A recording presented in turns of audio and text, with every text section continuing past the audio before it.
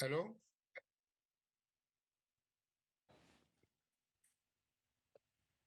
Professor, Hello? can you hear me? Hello? Hello, Professor. You may need to lean back a bit. Okay. Then you may need to tilt your device down a little bit, sir. Your device. Yes. Okay. Yes. All right, we are good, sir. Thank you.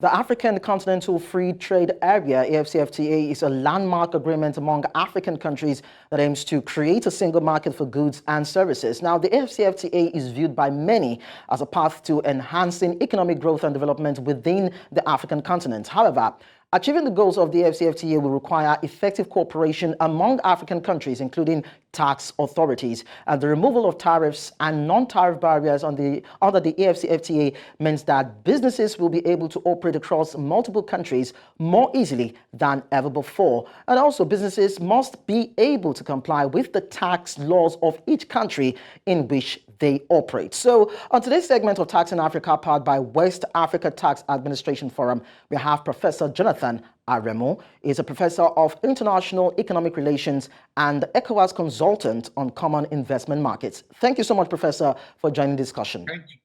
Thank you. Happy to be Right. with you. All right. Now, we know that the AfCFTA has come to stay. It has been fully adopted, and the implementation will cover every aspect of the agreement for Africa. Now, how does this particular agreement promote economic growth and development within the African continent, and what role would it play when it comes to tax authorities doing the needful in terms of achieving the goals of this particular agreement? Thank you very much, and viewers, thank you to be with you also. The concept of African Continental Free Trade Area is the first phase of African economic integration. Let me just give you some sort of a historical memory lane. In 1963, we have the Organization of African Union. It was formed. After the formation, they discovered that quite a lot of African countries were still trading with their metropolis colonial masters and less trade with their fellow African countries. And this has been a serious problem. Yet, after so many years of political independence, economic independence wasn't there. Therefore, Africa met to be able to say, what do we do? And I said, well, the best thing is to trade more with ourselves than just trading with US, trading with Europe, trading with China, another part of the world. And that is why Africa now they did now design an economic integration, starting with Legal Plan of Action of 1980. And then that plan was concretized in 1991 with Abuja Treaty, which is African Economic Community Treaty. And what the concept actually envisaged is a gradual movement from a free trade area to the customs union, to common market, as well as to economic union. So there are 4 phases of economic integration. And then, after that one was done, the plan to be able to start with phase 1 started. And the plan started in 2012. But it wasn't fully concretized until 2018, when African Continental Free Trade Area, phase 1, that's the free trade area, was adopted in Kigali. And that is the beginning of Africa coming together in terms of economic integration. And therefore, because economic integration has a process, right from Jacob Vienna, Theory of Economic Integration, which is the Custom Union, that was the title of his book in 1950. This integration will involve that import duties of member states will have to be taken away, particularly among member states. And then whereas under the free trade area, which is the first phase of economic integration, they can charge an import duty to any other countries outside Africa. And that is why we are creating a free trade area in Africa. The customs union is not there, which is phase 2. The common market will not be there now. And then the economic union will be at a later stage. So African Continental Free Trade Area is the first phase to be able to remove tax among member states when trading with themselves. And this is a familiar issue to all African countries. Why? Because before this time, we have 8 regional economic groupings, and each of them already are operating under a free trade area, trading among themselves. Those that have not actually reached that particular stage, they are getting into it. In fact, in ECOWAS, we have actually started with a free trade area. We have moved since the first day of January 2015 to the next way, which is the customs union. So what is the benefit of this? You have already said in your opening speech that when we are trading with among ourselves without import duty to charge ourselves, then the price of this product will be cheaper. But again, obviously, the product we were actually no more charging import duty, that will be a revenue reduction among member states. And that is the area where West African Tax Forum comes in. What will be the implication of this? Where we are getting substantial tax revenue, that will be removed. But again, are we really getting substantial tax revenue in among African countries? Are we trading more among ourselves? The answer is not much trading. But because of the fact that there's not much trading, not much will be lost in terms of revenue loss among African countries. But the countries that will feel the pinch are countries that are not state parties to this agreement, that we have to put import duty on them while we remove that of the member states in Africa. So under this agreement, you are going to discover that goods can now move across border from one country to another one without import duty. So we expect economies of scale, particularly goods that we can naturally be importing from other parts of the world. Because of the economic integration, we are now going to be importing the product among ourselves and exporting the product among ourselves. Professor, there are two sides.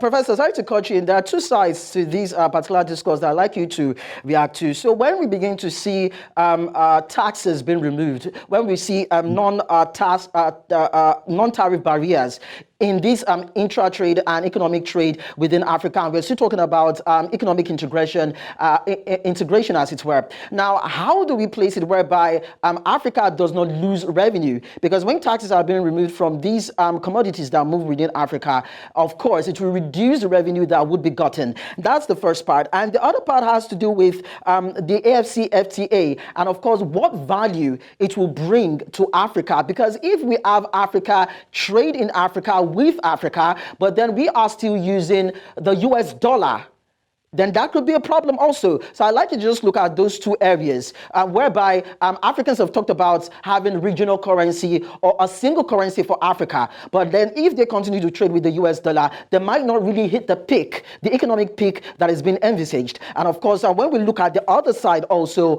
of taxes being removed, how would that bring about economic benefits, most especially with tax authorities coming into play here?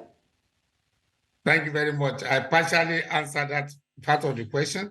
The other one, which I will answer later, is with respect to the payments. But let me say again, I'm more or less repeating myself. How would the reduction or removal of tax not affect member states? I said that it is among us that we are going to remove the tax. Unfortunately, as at now, it's about 50% of our tradables that are coming, that are intra-African trade. The balance, 85%, is among the other parts of the world, which means the revenue which we are collecting from import duty, what we actually be traded away will be about 50%. Now, if we can trade more than that 15%, let's say we can trade up to 30% among ourselves. It's going to be a gain. In economic integration, there are two concepts that come up. Number one, trade creation and trade diversion. What is trade creation? As a result of the removing of tariff, we are able to trade among ourselves more. We are able to buy our product more than what we are buying before. Why? Because we can now divert from buying from other parts of the world. So that's why economic integration leads to two things: trade creation among ourselves, trade diversion by not buying from other parts of the world that are not part of the integration. So that is a lot of things for the tax authority. The money they were not getting from the fact that they let go the import duty on tax among ourselves, that money they will get it in terms of excise duty from the increasing production in the domestic economy of member states. And that is the beauty of it. When you now produce more, the tax authority in each country will now be able to have access to more excise duty at the production point in the economy. And that is the beauty of it. Now, with respect to, they have been trading with dollar, yes. Yes, after that's African Continental Free Trade Area, it's been designed in a way in which we shall be using our domestic currencies to trade among ourselves under what is known as Pan-African Payment and Settlement System. What is Pan-African Payment and Settlement System? I don't know the country where you are, but let us assume that you are in Kenya and I'm in Nigeria, and I want to buy a product from you in Kenya. Once my account is debited in Nigeria in Naira, your account will be credited in Kenyan shillings. And then we have settled. So there's no need to actually use the formal letter of credit we are using in international in ICC to be able to tackle ourselves. Hitherto, what we were using before was letters of credit. You open letter of credit, you have a bank that's being in charge of import, the one that's being in charge of export. You open that document, and then you process all these things. And again, you surrender your domestic currency to your domestic central bank, who will now pay for you in terms of foreign currency, either in dollar or CD. That one will not be any necessary again. What African Continental is trying to do is to not network the entire banking system in Africa in a way in which if I'm paying you in Kenya, they will only debit me in Naira and pay you your domestic currency, which is shilling. And after paying you, that has been settled. You discover this one will facilitate substantial trade among member states.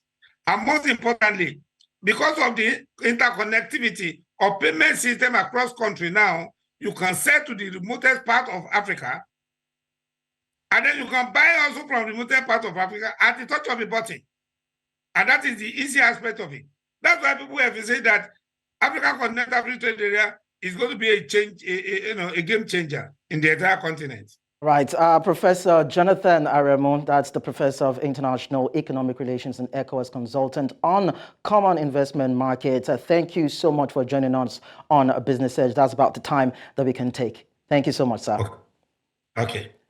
All right. Now, tax authorities can promote compliance and enhance tax administration efficiency in Africa. And that is by creating streamlined processes and providing clear guidance to businesses. Now, with this, the AfCFTA can be a success, and the benefits of increased trade will also be fully realized. And that is the end of a Business Edge for today. You can follow us on social media. We are at News Central TV. Head on to our website, www.newscentral.africa, and download our mobile app on App Store and Play Store. Thank you so much for your time. My name is Lekan Onabanjo. See you some other time, and do enjoy the rest of your day. The news will come up at the top of the hour. Don't go away.